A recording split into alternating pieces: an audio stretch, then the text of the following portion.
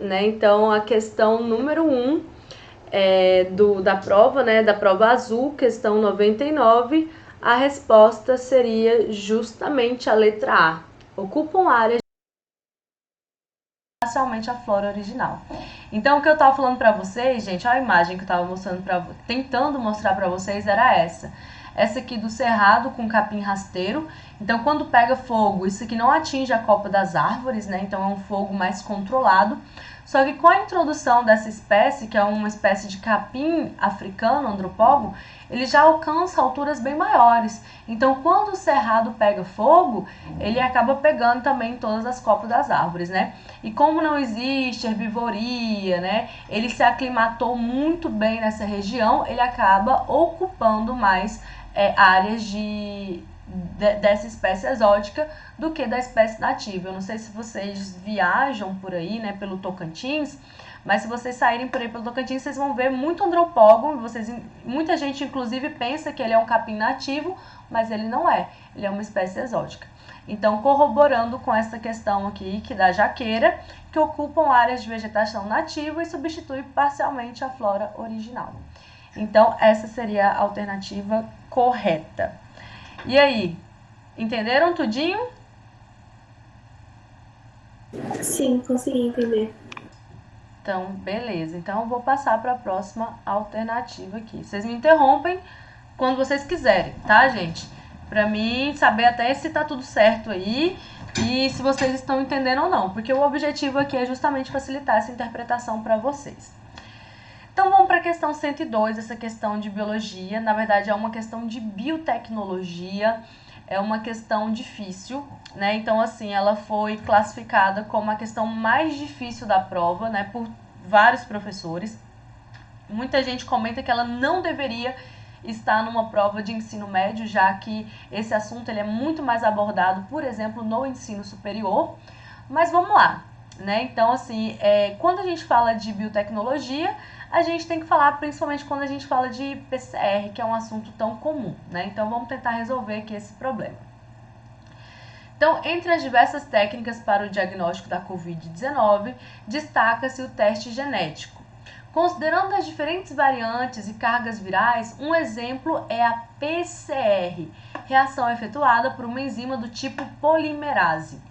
Essa técnica permite identificar com confiabilidade o material genético do SARS-CoV-2, um vírus de RNA. Então, a gente está falando aqui da técnica que eu quero, que é chamada de PCR.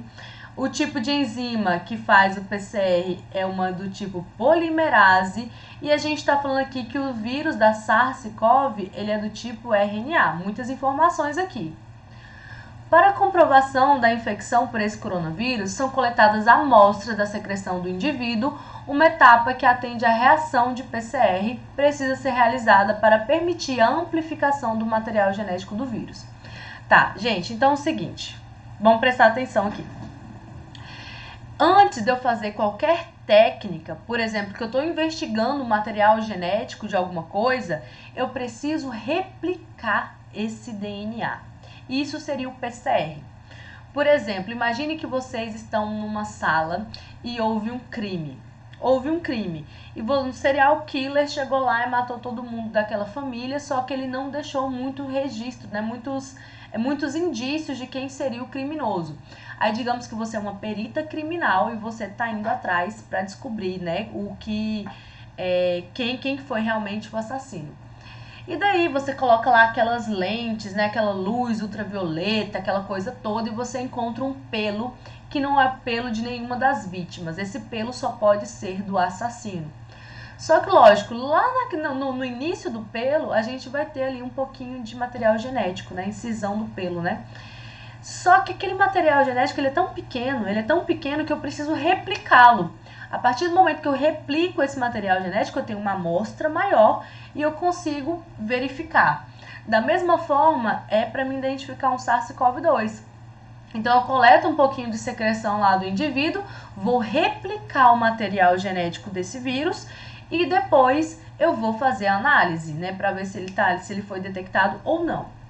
Bom, a PCR, gente, o que chama PCR? PCR nada mais é do que reação da DNA polimerase, reação em cadeia da DNA polimerase. Bom, se a gente lembrar aqui do conteúdo de síntese proteica, o que acontece? Lá na síntese proteica, às vezes eu quero replicar o DNA. Então, o processo de replicação de DNA, o que vai consistir? Eu tenho aqui essa fita, que ela é dupla hélice. Eu tenho uma enzima chamada de helicase. A helicase vai separar essas duas fitas de DNA. E aí vem uma outra enzima chamada de DNA polimerase, DNA polimerase 3. Essa enzima de DNA polimerase 3, ela começa a fabricar aqui os nucleotídeos, né, que vai se agrupar com o outro que foi separado. Por exemplo, se a gente sabe que lá na fita de DNA, adenina se liga com timina, citosina se liga com guanina. Então, por exemplo, a partir do momento que eu separei aqui essa fita de DNA, a DNA polimerase 3, ela vai começar a reconstituir esse DNA aqui. É por isso que a gente chama que o DNA é uma fita semiconservativa, porque sempre vai ter aqui a original e um filamento novo. Então, eu quero que vocês lembrem, qual que é a função da DNA polimerase? Justamente reconstituir essa fita de DNA. É isso que ela faz. Por quê? Porque eu quero replicar o material genético, eu quero replicar esse DNA aí para me observar. Só que tem um problema. Nesse caso aqui do vírus, né, do SARS-CoV-2, ele não tem um material genético de DNA, ele tem material genético de RNA. Então, a DNA polimerase, ela só vai funcionar depois que esse RNA ser transcrito para DNA. Para DNA. Quem é que vai fazer? Quem é que vai fazer esse processo reverso aqui? Vai ser uma enzima que eu chamo de transcriptase reversa, né? Vai ser uma transcrição reversa. Então, primeiro, porque assim, lá na fita de DNA eu tenho DNA formando DNA, eu chamo de replicação. Agora, o DNA, para acontecer a transcrição, ele tem que mandar a mensagem em formato de RNA. E depois o RNA vai produzir uma proteína. Nesse caso aqui, gente, o vírus é de RNA. Então, na verdade, o RNA ele tem que se transformar primeiro em DNA para depois a enzima polimerase fazer a replicação. Então, de acordo com as alternativas que a gente tem aqui, ó, uma etapa que antecede a reação da PCR precisa ser realizada para permitir a amplificação do material genético do vírus. Então, ó, vamos ver, letra A. Concentrar o RNA viral para otimizar a técnica? Não. Identificar nas amostras anticorpos anti-SARS-CoV-2? Não, não é isso que o PCR faz. Proliferar o vírus em culturas, aumentando a carga viral? Também não. Purificar os ácidos nucleicos virais, facilitando a ação da enzima? Não. Letra E. Obter moléculas de DNA codificado viral por meio da transcrição reversa. Então, a alternativa correta, de acordo com o que a gente estudou aqui, é a alternativa letra E. E aí? Me contem o que acharam. Essa aí eu tinha acertado. Aí, ó. Que bom que você acertou, Maísa. Parabéns. Mas é uma questão... Mas, tipo, eu marquei, mas sem ter muita certeza. Tipo assim, é a que foi mais no rumo, sabe, do meu raciocínio. E seu raciocínio foi esse que eu fiz aqui? Foi mais ou menos isso. Assim, falta um pouco de detalhe, né? Porque tá bem detalhado sua resolução. Uhum. Não, então tá certo. Mas então, esse era o raciocínio que devia seguir, lembrando lá da síntese proteica. Foi considerada a questão mais difícil de toda a prova. Realmente essa questão foi muito difícil, né? Então, bora passar para a próxima. Questão 114. Essa aqui é aquela questão que a gente falou que tinha uma muito parecida, né, na lista de revisão. Então, era falando da eritropoetina, muito legal essa questão. Então, ela caiu no Enem de 2019 e repetiu basicamente a mesma coisa, falando de doping, aqui no Enem de 2022, né? Então, vamos lá para a questão. Diversas substâncias são empregadas com a intenção de incrementar o desempenho esportivo de atletas de alto nível, o chamado doping sanguíneo, por exemplo, pela utilização da eritropoetina. É proibido pelas principais federações de esporte do mundo. A eritropoetina é um hormônio produzido pelos rins e fígado e sua principal ação é regular o processo de eritropoiese. Gente, ó, só pra gente entender o nome aqui, eritrócitos, né? Eritrócitos significa vermelho. Poiese, formação, né? Então, formação de células vermelhas, formação de eritrócitos. Seu uso administrado intravenosamente em quantidades superiores àquelas presentes naturalmente no organismo permite que o indivíduo aumente a sua capacidade de realização de exercícios físicos. Esse tipo de doping está diretamente relacionado ao aumento da... Aí vamos lembrar só um pouquinho, gente. Eritropoetina e hematopoiese. Então, formado ali pelos rins, né, é um hormônio que vai estimular com que a medula óssea vermelha presente no interior dos ossos longos e chatos do nosso organismo, vai produzir hemácias. Lembrando-se que há hemácias de mamíferos, no caso, mamíferos adultos, né, como é o nosso caso aqui, hemácias adultas de mamíferos, elas não vão ter núcleo. Elas vivem em torno de 120 dias e elas são destruídas lá no fígado ou no baço, né? No fígado vai virar bile. Beleza, por que elas não têm núcleo? Porque elas são especializadas para transporte de oxigênio. Então, quanto mais eritropoetina eu tiver, mais formação de células vermelhas, mais formação dessas hemácias, então mais transporte de oxigênio. Para que o organismo precisa de oxigênio? Para fazer respiração aeróbica, né? Para fazer lá na mitocôndria, então para fazer mais síntese de DNA e consequentemente ter uma maior resistência. Então, só para a gente ver aqui, né? A questão, esse tipo de doping está diretamente relacionado ao aumento da frequência cardíaca? Não, né? Muita gente, por comparar o sangue, pode ter marcado essa. Então, não é isso. Capacidade pulmonar? Também não. Massa muscular do indivíduo? Não. Atividade anaeróbica? Não, eu estou tendo um aumento de oxigênio. Então, errado. Taxa de transporte de oxigênio pelo sangue. Então, essa seria a nossa alternativa correta, a fidedigna. E aí, gente, como foi essa? Sinceramente, eu olhei pra essa questão, eu pensava que era pegadinha, que eu nunca ia imaginar que ia ser a mesma questão da lista. Eu fiquei, não, gente, mentira. Aí, ó. Achou essa tranquila? Que legal. E achou essa tranquila, Ávila? Andressa, Juan, Tayla, Mona Lisa, podem se manifestar também a hora que vocês quiserem.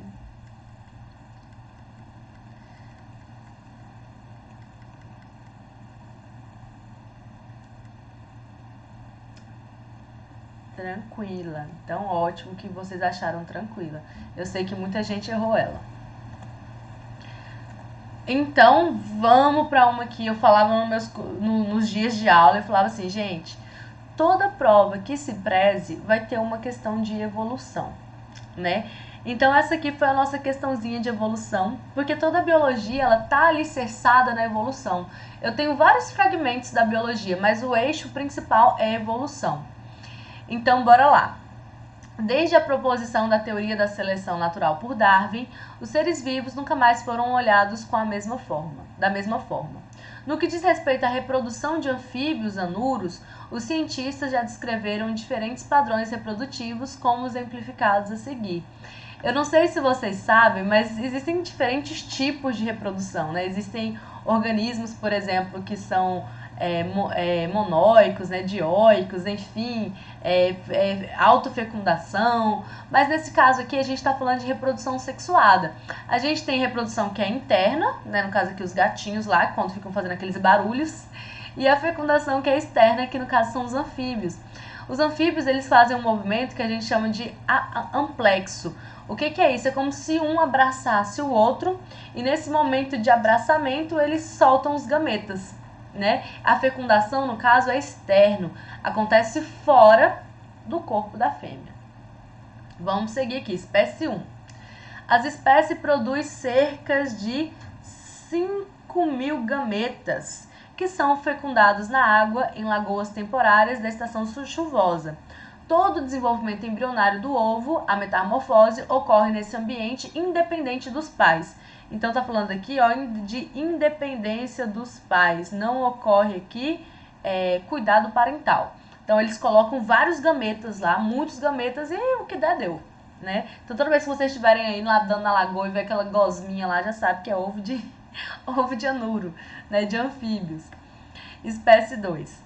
As fêmeas produzem aproximadamente 200 gametas que são depositados em poças próximas a corpos d'água. Os embriões são vigiados pelos machos durante boa parte do seu desenvolvimento. Então, quem nunca viu uma lagoinha, uma poça de água perto de um rio, por exemplo, cheio de girinos, né? É porque ali os ovos já eclodiram, né? A gente já formou essa fase larval dos anfíbios. Espécie 3. As fêmeas produzem por volta de 20 gametas que são fecundados sobre a superfície das folhas da planta, cujos galhos são dispostos acima da superfície dos corpos d'água, e aí se desenvolvem até a eclosão. E a espécie 4, as fêmeas produzem poucos gametas que, quando fecundados, são abocanhados pelos machos. Os embriões se desenvolvem no interior do saco vocal do macho até a metamorfose, quando saem através da boca do pai. Então, isso aqui, ó, gente, existe um grande cuidado parental. De acordo com o texto que a gente analisou aqui, os padrões descritos evidenciam que o quê? As fêmeas influenciam no comportamento dos machos? Aqui o texto não está abordando nada sobre isso. O cuidado parental é necessário para o desenvolvimento? Então aqui, ó, por exemplo, nessa espécie 1 aqui, não está falando de cuidado parental, está falando que isso é independente dos pais. E na espécie 3 também, não está falando sobre cuidado parental aqui nessa espécie 3. Então, eu não colocaria essa alternativa como correta. Olha, como eu estou falando para vocês, essa é a minha correção. Eu vi professores anotando essa resposta como correta. Não é a minha resposta correta. C. O grau de evolução determina o comportamento reprodutivo. Não, gente, a gente não tem grau de evolução, a gente não tem mais evoluído ou menos evoluído, não. Todo mundo ocupa, né, o mesmo espaço aqui, então quer dizer que eles estão em processo evolutivo. Não existe mais evoluído ou menos evoluído, não. O sucesso reprodutivo pode ser garantido por estratégias diferentes. Então, essa aqui seria a minha alternativa correta. Por quê, gente? Ó, espécie 1 tem uma estratégia, espécie 2 tem outra estratégia, 3 outra estratégia, 4 outra estratégia. Então, são diferentes estratégias que promovem o sucesso reprodutivo. Letra E. O ambiente induz modificação na produção e no número de gametas femininos? Não, aqui não está falando nada disso também. O ambiente está interferindo, não está falando nada a respeito disso. Então, eu fico com a alternativa D. E vocês?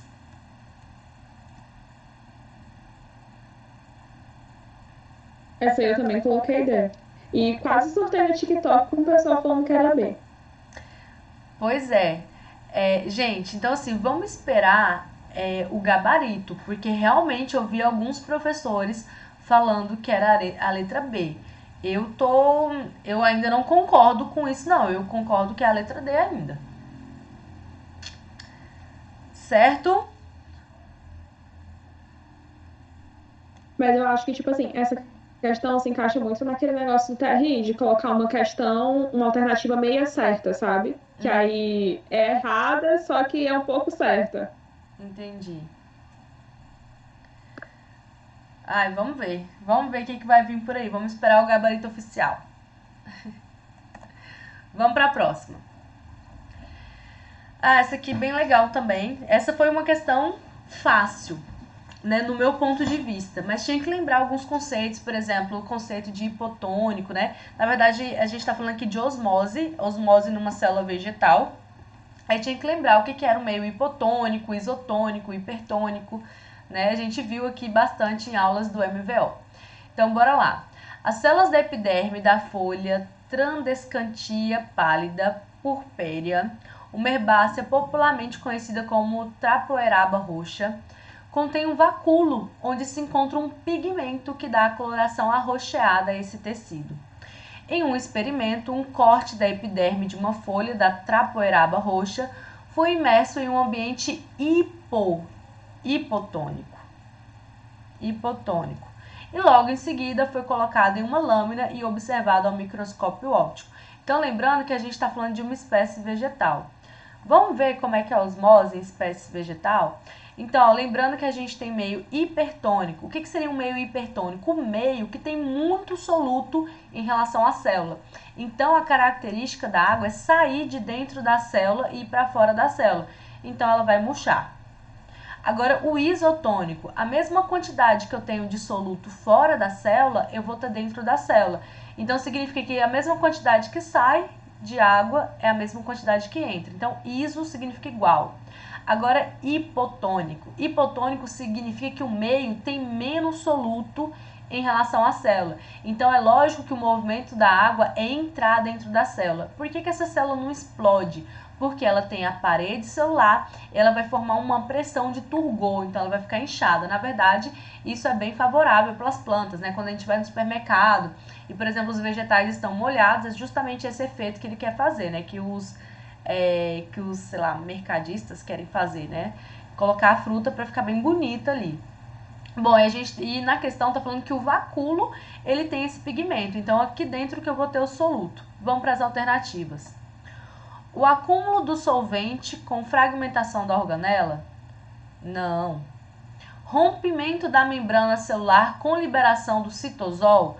Isso não vai acontecer também, né? Justamente porque a gente tem lá a parede celular que protege, né, e tudo mais. Aumento do vacúolo com diluição ou pigmento no seu interior?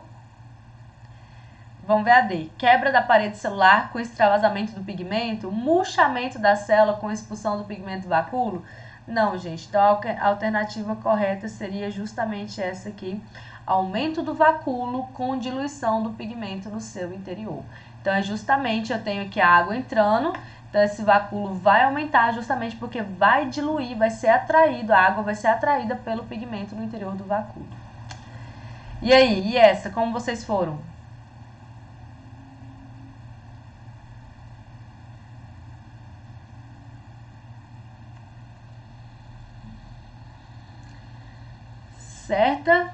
Certa a resposta, Mona Lisa? Você acertou. Então, é isso, gente. Então, olha só, é uma questão que, assim, é relativamente tranquila, falando de osmose, né? Uma questão de citologia.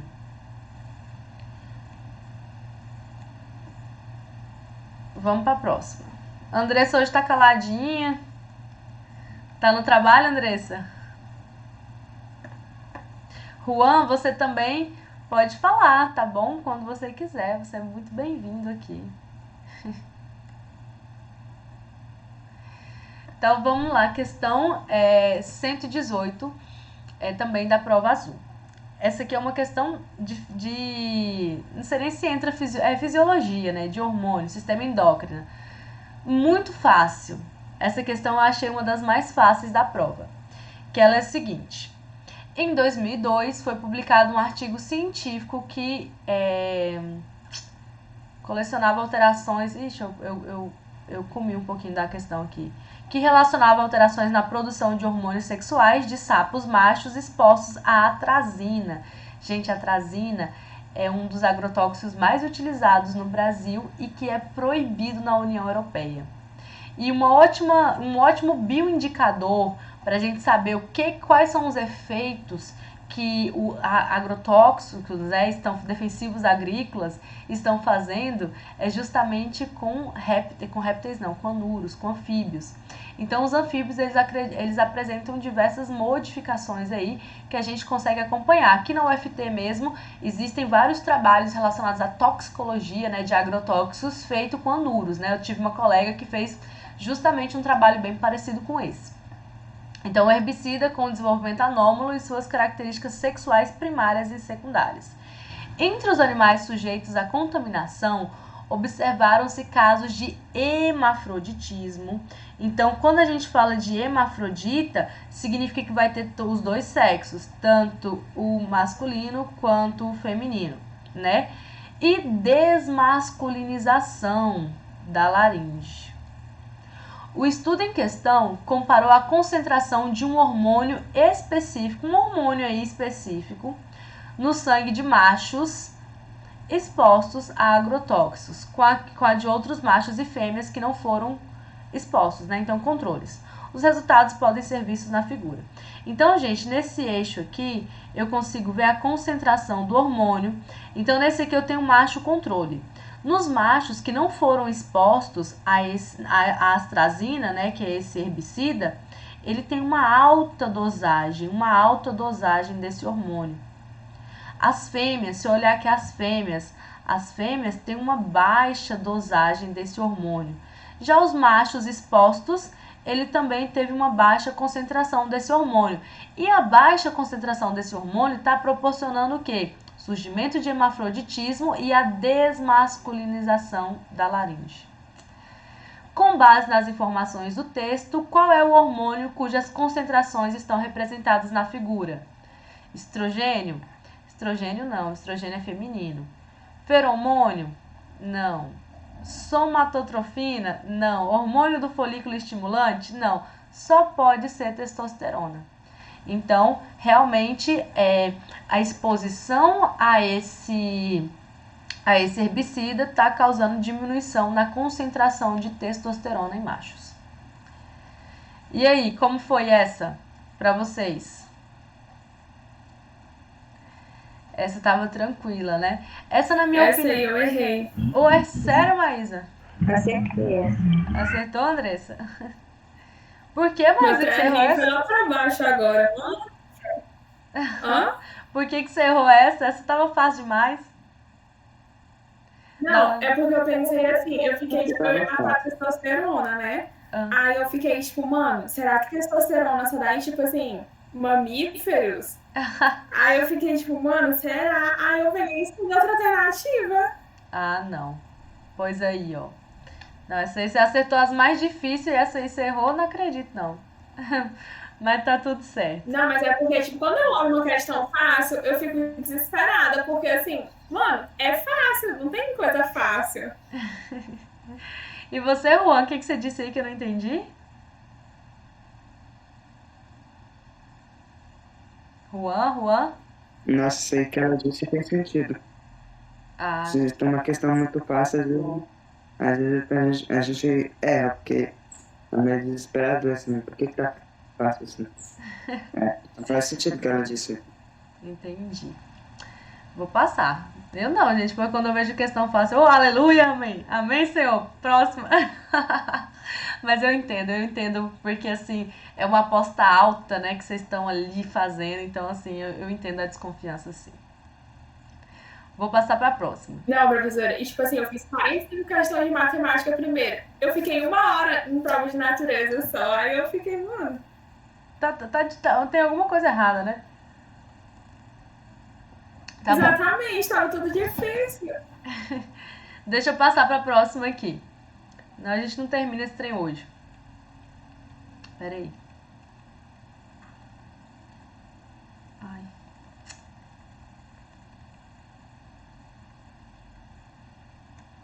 Bom, essa é a questão 121. Eu sei que minha cabecinha tá cortando aí a questão, mas eu vou ler para vocês. Gente, ó, quem tava aqui, no caso a Andressa, ela participou da correção que eu fiz da Unirg. Então, da Unirg caiu uma questão bem parecida com essa. Era a mesma coisa, né? Então, assim, era o mesmo raciocínio que tinha que utilizar para matar essa questão. Então, vamos lá. Antimicrobianos são substâncias naturais ou sintéticas que têm capacidade de matar ou inibir o crescimento de micro-organismos. A tabela apresenta uma lista de antimicrobianos hipotético, bem como suas ações e efeitos sobre o metabolismo microbiano. Aí tem aí, né, falando sobre os antimicrobianos, a ação e o efeito. Qual dos antimicrobianos deve ser utilizado para curar uma infecção causada por fungo sem afetar as bactérias? Então, lembrando que fungo células eucariontes, com presença de núcleo, organela, parede celular, né? Ribossomos e bactérias. Bactérias, células mais simples. Célula com material genético solto no citoplasma, né? Vai ter um ribossomo, vai ter um plasmídio aqui, pode ter uma parede celular também. Tem citoesqueleto? Não. Então, tem material genético? Tem material genético. Beleza. E esse aqui, célula eucarionte, tem citoesqueleto? Tem citoesqueleto. Tem material genético? Tem. Tem organela? Tem. Tem membrana plasmática? Tem. Então, vamos ver aqui. Tem ribossomos? Tem também. Então, o ribossomo, gente, vai ter tanto nas células procariontes como eucariontes. Então, esse aqui não pode ser. Microtúbulos. O que são microtúbulos, gente? Microtúbulos é um complexo de proteína que faz parte do citoesqueleto. Então, toda célula eucarionte, apenas as eucariontes, vão ter estruturas, um emaranhado proteico que vai formar o citoesqueleto. Esse citoesqueleto tem função de sustentação celular, manutenção da forma, ancoragem, a mobilidade da organela, e eles são formados de 3 filamentos aí, né? O primeiro é o microtúbulo, que são maiores, dinâmicos, formados de tubulina, responsável pelo posicionamento e organização celular, né? Então, vai ser responsável lá, por exemplo, no momento da divisão celular, né? Então, os microtúbulos agem nesse momento. A gente tem os filamentos intermediários, formados de queratina, responsável pelo formato da célula, e os microfilamentos, que são menores, formados de actina, responsável pelo movimento, né? Então, isso aí é que formado o citoesqueleto. Nesse caso aqui, apenas células eucariontes vão ter. Células procariontes não tem. Então, nesse caso, eu consigo matar as bactérias e não mato o fungo.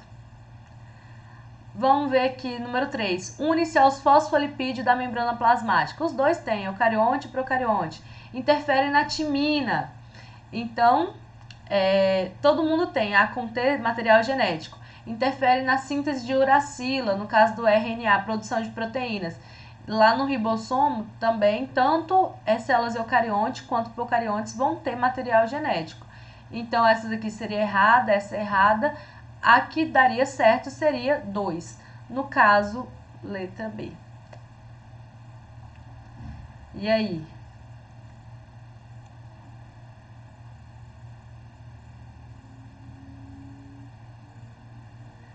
Foram embora ou ficaram? Desistiram?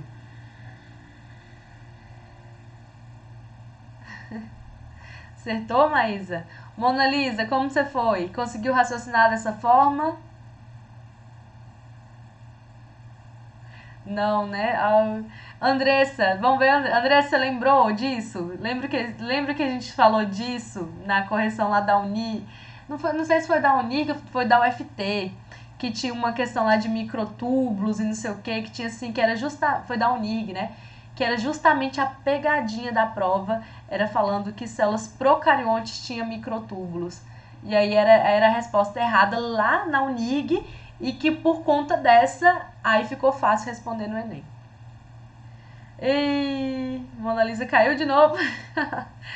E o Juan, eu acho que você não tinha se ligado. O Juan é meu aluno, gente, no primeiro ano.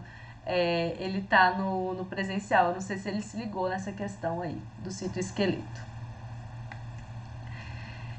Então, bora para a próxima.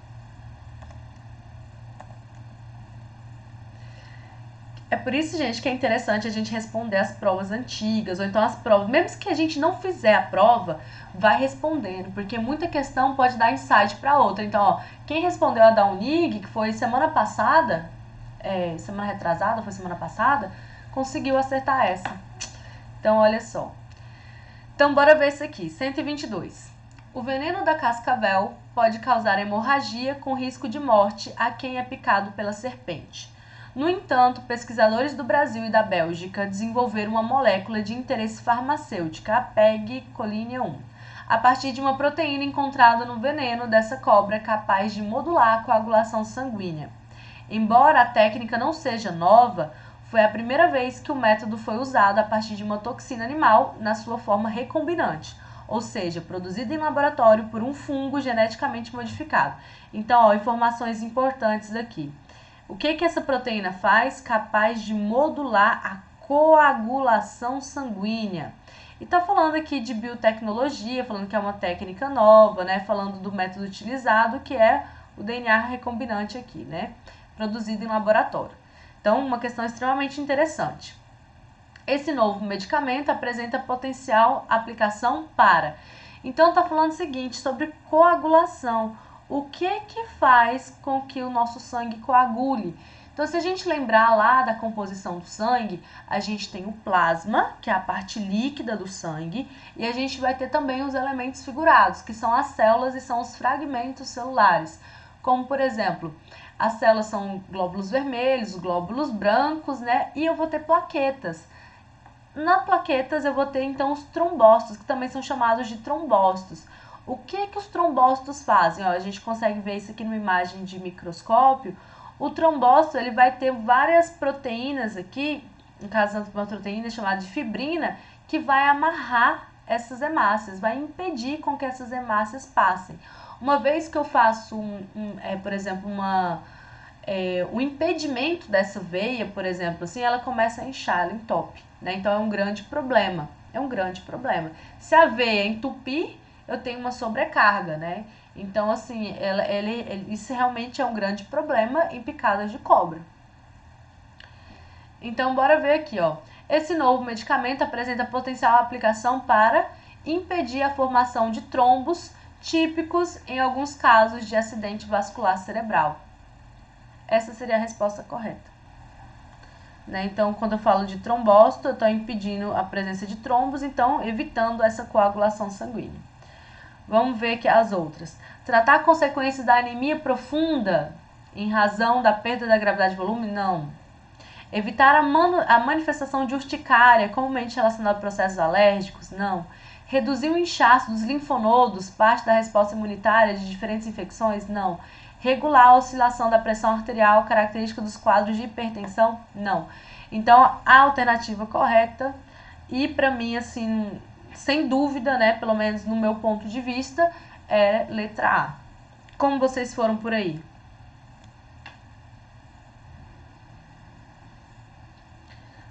Aí, ó. Maísa tá bem. Tranquilo, Mona Lisa, show.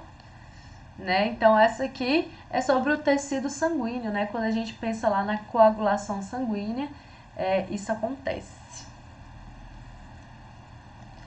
Então, essa pra mim também não tava assim, lógico. Se você não tivesse esse conteúdo aqui, ficaria difícil. Mas é uma questão que eu achei relativamente tranquila.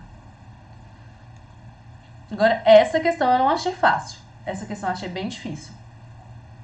Como eu tenho mais facilidade com biotecnologia, então aquela do PCR para mim foi mais fácil do que essa aqui. Vamos entender ela.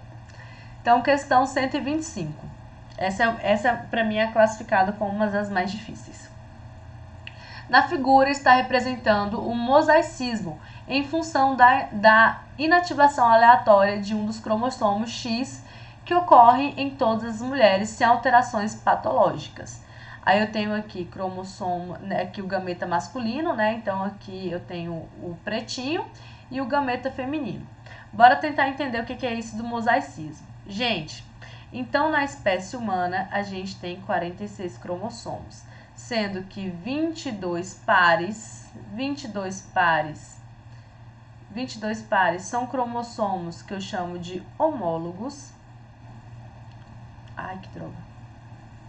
Homólogos. E um par de cromossomo que eu chamo de alossômio ou sexual. Que vai dar a característica sexual. No caso do homem, XY. No caso da mulher, XX. Então, assim, gente, olha só. O X aqui no homem, um X só se basta. Um único X vai se bastar. Na mulher, não. Na mulher eu tenho que ter 2X. Só que às vezes, e lógico, lembrando que esse X aqui, um é de origem materna e outro de origem paterna. Só que às vezes, e de forma aleatória, como diz o problema, de forma aleatória, um desses X é inativado e só um vai expressar. Agora, em outro lado, esse aqui pode ser inativado e só esse vai expressar, proporcionando uma variação na expressividade. Então, por exemplo, se a gente olhar aqui, por exemplo, nessa mulher, eu tenho aqui, por exemplo, um gene para suor. Aí, digamos que aqui nesse momento está se expressando aqui o X da mãe e nesse aqui o X do pai. Aí, nesse aqui o X do pai, nesse aqui o X da mãe, tá? Então, nesse processo aqui, eu chamo de mosaicismo. Isso aqui chama mosaicismo. Aí, tá perguntando. Entre mulheres heterozigotas para doenças determinadas por gene recessivo ligado ao sexo, essa inativação tem como consequência a ocorrência de pleitropia. Pleitropia é um gene influenciando em várias características, então não. Mutação gênica, está acontecendo uma mutação aqui? Não. Interação gênica? Também não. Penetrância incompleta? Não. Expressividade variável? Essa é a resposta correta. Mas aí a gente tinha que lembrar de todo esse conteúdo aqui, de herança ligada ao sexo, que um é inativado e o outro pode aparecer. Então, essa questão eu achei relativamente difícil. E vocês, o que vocês acharam?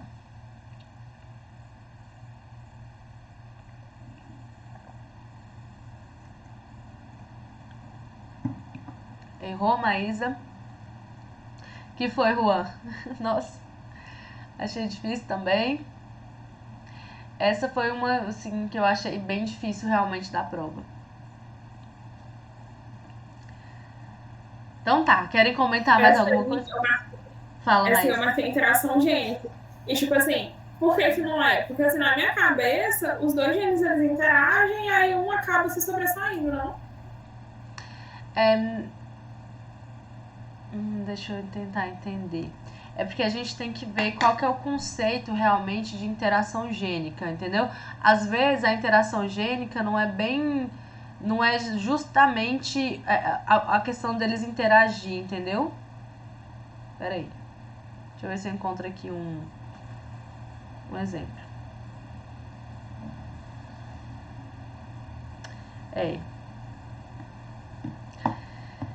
Tem lógica o que você falou. Mas assim, quando a gente fala de mosaicismo, realmente é porque a expressão desse gene ele pode ser variável. Mas como eu falei pra você, é uma questão que eu achei muito difícil e realmente eu não sei explicar o porquê não é interação gênica nesse caso. Vamos esperar a correção oficial. Tá bom, Maísa?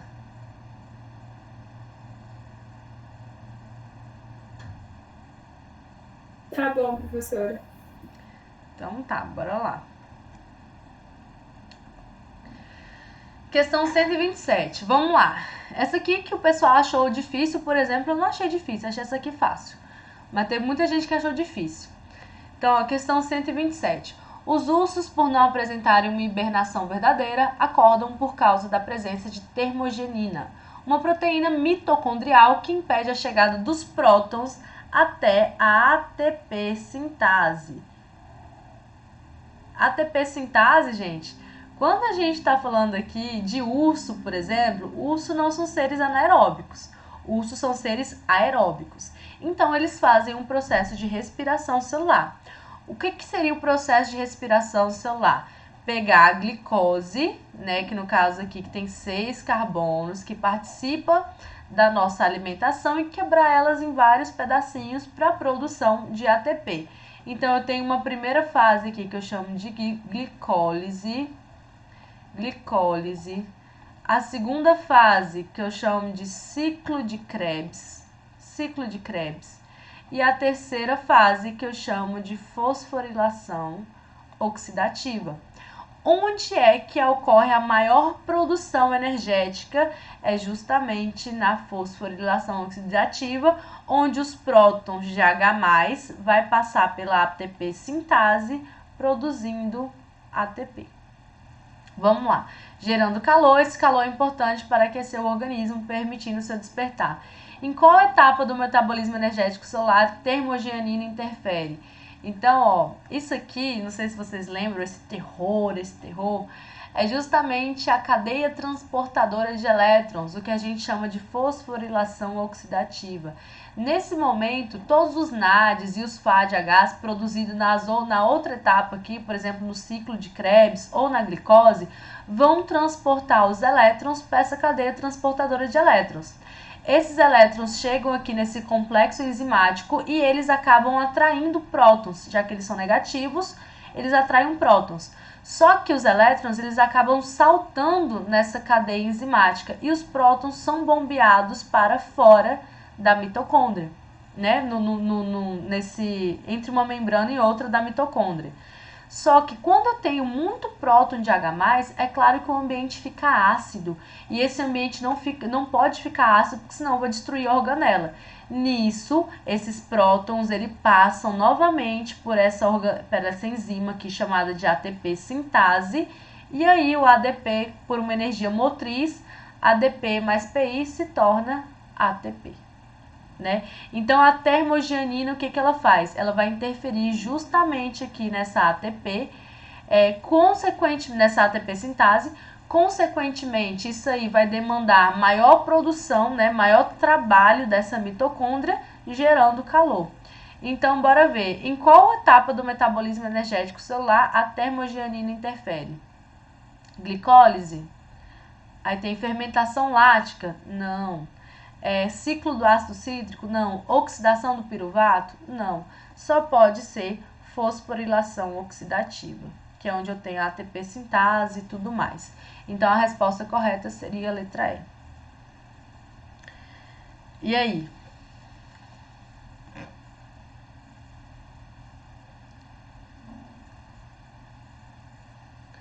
Essa foi tranquila. Essa um pouco, assim, eu vi que muita gente engasgou nessa, né? Muita gente mesmo engasgou nessa, mas é uma que, assim, que eu já li a ATP sintase, eu já matei que era fosforilação oxidativa. Mas tá. Gente, essa aqui é uma questão de química, na verdade, só que ela veio com uma roupagem de ecologia. Então, a ecologia aqui está falando o seguinte, o esquema representa o ciclo do nitrogênio. Aí está mostrando o nitrogênio aqui, né, em vários ciclos. Aí perguntando, a chuva ácida interfere no ciclo do nitrogênio, principalmente por proporcionar uma diminuição do pH. O ciclo da atmosfera, alterando a concentração dos compostos presentes nesse ciclo. Então, em um solo com menor pH, será favorecida a formação de... Então, a gente tem que olhar aqui, ó, no solo. Então, aqui a gente tem, por exemplo, a amônia e o amônio. Então, quanto mais H+ eu tenho, mais ácido eu tenho, né? Essa região é mais ácida. Então, nesse caso, a amônia favorecerá o surgimento do amônio NH4 por conta da chuva ácida, que vai ter vários pHs aqui, né? Vários prótons de H+ presentes no solo. Então, a alternativa correta seria a letra C. Então, ela entra muito mais no âmbito da química do que, de fato, da biologia. Mas veio com uma roupagem biológica. Gente, deixa eu correr aqui, porque senão não vai dar tempo da gente terminar. Eu preciso dar aula em outro lugar aqui. Ó, 130. A 130 fala assim, ó. No processo de captação da luz pelo olho para a formação das imagens, estão envolvidas duas estruturas celulares. Os cones e os bastonetes. Cone, gente, a gente capta cor, tá? Cor. Cone começa com C, a gente vai ver cor aqui. Agora, já os bastonetes capta luz, tá? Então, os cones são sensíveis à energia dos fótons e os bastonetes à quantidade de fótons incidentes. A energia dos fótons que compõem os raios luminosos está associada à sua frequência e à intensidade ao número de fótons incidentes. Um animal que tem bastonete mais sensível irá... Então, lembrando que bastonete é sensível à presença de luz.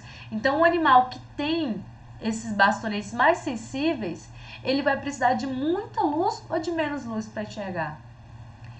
De menos luz, porque ele é mais sensível, né? Então, ele consegue ver mesmo com um ambiente mal iluminado. Então, a alternativa aqui, ó. Apresentar daltonismo? Não. Perceber cores fora do espectro visível? Não. Enxergar bem em ambientes mal iluminados? essa seria a resposta correta, já que ele vai ter bastonetes, sensível à luz, ele vai enxergar bem em ambientes mal iluminados. E o resto aqui, né, necessidade de mais luminidade para enxergar, não, e fazer pequena distinção de cores em ambientes iluminados, não. Então, a resposta correta seria letra C. Então, aqui, ó, lembrando aqui da visão, os cones, né, enxerga red, green, blue, né, e essa variação dessas cores dá todas as cores que a gente enxerga, e os bastonetes são sensíveis à luz. Penúltima, que é essa aqui, é uma questão de ecologia, muito interessante essa questão, só que ela veio numa roupagem de microbiologia. Então, vamos lá. Os resultados de um ensaio clínico randomizado, ou seja, aleatório, na Indonésia, apontam uma redução de 77% nos casos de dengue nas áreas que receberam o mosquito Aedes aegypti infectado com a bactéria Olbachia. Trata-se da mesma técnica utilizada no Brasil pelo método Olbachia, iniciada e conduzida pela Fundação Oswaldo Cruz, Fiocruz. Essa bactéria induz a redução de carga viral no mosquito e, consequentemente, o número de casos de dengue na área sendo repassada por meio do cruzamento entre insetos. Como essa bactéria é um organismo intracelular e o vírus também precisa entrar nas células para se reproduzir, ambos necessitam de recursos semelhantes. Então, gente, intracelular significa que vivem dentro da célula. Então, tanto o vírus quanto essa bactéria são intracelular. Então, ambas necessitam do mesmo recurso. Significa que ambas necessitam do mesmo nicho ecológico. Um dos princípios mais comuns da ecologia é justamente o princípio de Gauss, ou seja, o princípio da exclusão competitiva. Nesse caso, ele fez um dos experimentos mais famosos da ecologia, que foi cultivar aqui um tipo de paramécio sozinho, paramécio aurelia.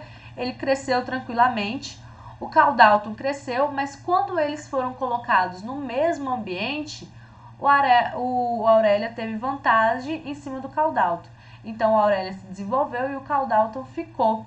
Toda vez que os indivíduos eles competem pelo mesmo recurso, ou eles são extintos, ou eles têm que migrar para uma outra região.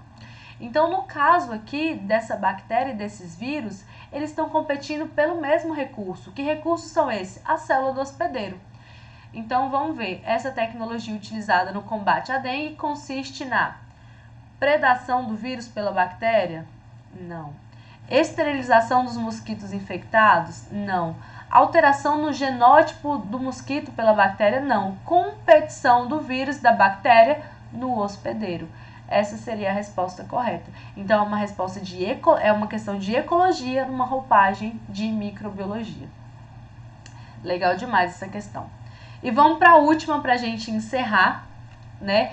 Última questãozinha, né, 15ª questão. Então, vamos lá. O protozoário Trypanosoma cruzi, causador da doença de Chagas, pode ser a nova arma da medicina contra o câncer.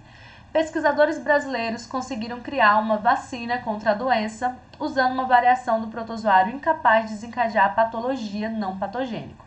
Por isso, realizaram uma modificação genética criando um Trypanosoma cruzi, capaz de produzir também moléculas fabricadas pelas células tumorais. Então, o Trypanosoma cruzi agora vai produzir moléculas por células tumorais também. Quando o organismo inicia o combate ao protozoário, entra em contato também com a molécula tumoral, que passa a ser vista também pelo sistema imune como indicador de células do protozoário. Depois de induzida as defesas, essas passam a destruir todas as células com a molécula tumoral, como se lutassem apenas contra o protozoário. Genial, gente. Essa questão aqui, realmente, ela é genial. Então, ela está falando de sistema imunitário. A gente tem dois tipos de imunidade. A imunidade que ela é inata, por exemplo, um espirro, a saliva, né? Uma tosse, isso aqui faz parte da imunidade inata. E a gente tem uma imunidade adaptativa ou adquirida, que ela é específica para um determinado antígeno, né? Então, toda vez que a nossa imunidade inata não dá conta, ela precisa de ajuda da imunidade adaptativa. Para isso, gente, eu vou precisar de células apresentadoras de antígeno. Quem são essas APCs, né? São as células, por exemplo, macrófago, um neutrófilo, né? Uma célula dendrítica. O que é isso? Que vai englobar esse antígeno, né? Esse corpo estranho, e vai apresentar para o linfócito T. O linfócito T, que é o general, ele vai ativar o linfócito B. O linfócito B, gente, é o responsável por fabricar anticorpos. Então, ó, eu tenho aqui uma célula apresentadora de antígeno, ela reconhece o antígeno. A célula B aqui, ó, no caso a célula T, vai ativar a célula B. A célula B vai começar uma proliferação, um processo de clonagem, pra, tipo assim, formando um exército para combater aquele antígeno. E aí ela forma aí os anticorpos dela para combater o antígeno e também reserva algumas células de memória. Por quê? Para que quando esse antígeno entrar em contato com o meu organismo de novo, eu já saiba combater ele com muito mais facilidade. É isso que está falando. Então, para a imunidade adquirida, eu tenho todo esse processo. Então, vamos lá. Qual o mecanismo utilizado no experimento para enganar as células de defesa, fazendo com que eles ataquem um tumor? Autoimunidade? Não. Hipersensibilidade? Também não. Ativação da resposta inata? Não. Apresentação de antígeno específico? Sim, para me ter uma resposta adaptativa e conseguir matar as células tumorais. Aí, nesse caso, como a célula ela vai estar infectada, o meu corpo entende que eu estou matando tripanossomas cruzi e não uma célula do meu corpo. E aí, então, isso acaba acontecendo, né? É desencadeamento de processo inflamatório? Não. Então, a resposta correta seria letra D. Eu achei essa questão linda, assim, genial, genial mesmo, toda essa estratégia.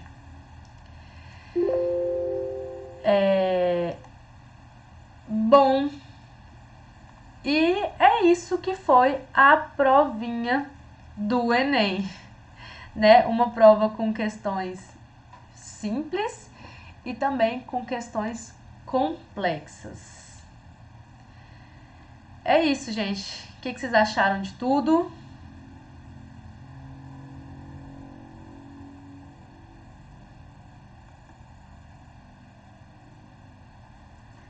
Andressa, Juan, Maísa, que foram os guerreiros que ficaram até o fim. Me contem.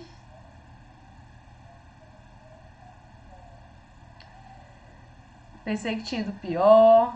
Juan entendeu. Andressa falou muito boa.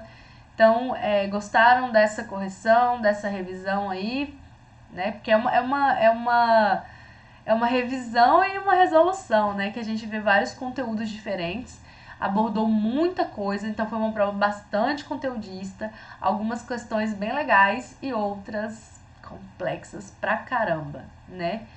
Então, gente, ó, a gente ainda aqui no Tocantins, a gente tem prova da Unig, né, de Paraíso semana que vem, a gente ainda tem prova da Unitins e a gente ainda tem resultado do Enem em fevereiro, né? Então, vamos aí, vamos esperar controlar o coração na ansiedade e eu espero que vocês tenham aproveitado. Tá bem? Então tá bom. Então um beijo pra vocês, tchau e até a próxima.